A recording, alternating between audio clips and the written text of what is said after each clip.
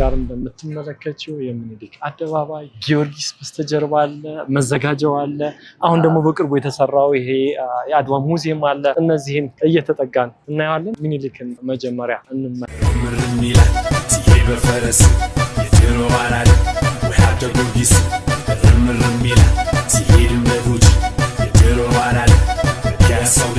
ሚኒሊክ አደባባይ ደርሰናል።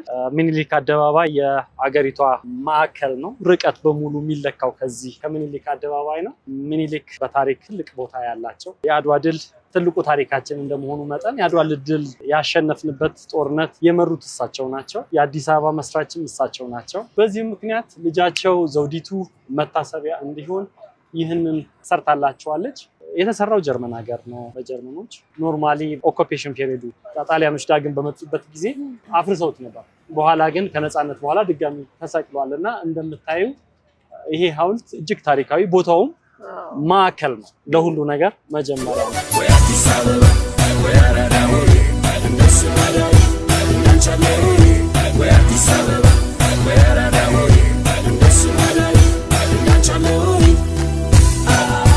እዚህ ጋር ቆንጆ ጽሁፍ አለች። አንዴ ላንብብልሽ። ከትልቅ ወይም ከትንሽ መወለድ ሞያ አይደለም፣ ራስን ለታላቅ ታሪክ መውለድ ግን ሞያ ነው። ይህ ቀዳማዊ ኃይለ ሥላሴ በሳቸው አክቹዋሊ ይሄኛው ታድሶ የቆመ ቅድም ስናወራ ጣሊያኖች በያዙ በኦኩፔሽን ፔሪዱ ፈርሶ ነበር እንደሚለው በቀዳማዊ ኃይለ ሥላሴ ታድሶ ቆመ ነው የሚለውና እቺም አባባል ደስ ትላለች። ትልቅ ነገር ነች። በጣም ደስ የምትል አባባል ነው።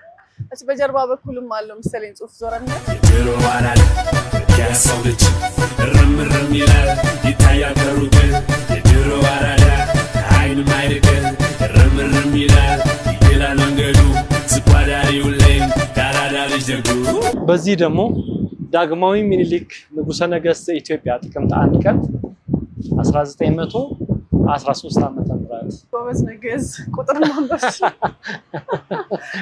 ስለዚህ we are right in the middle of አዲስ አበባ።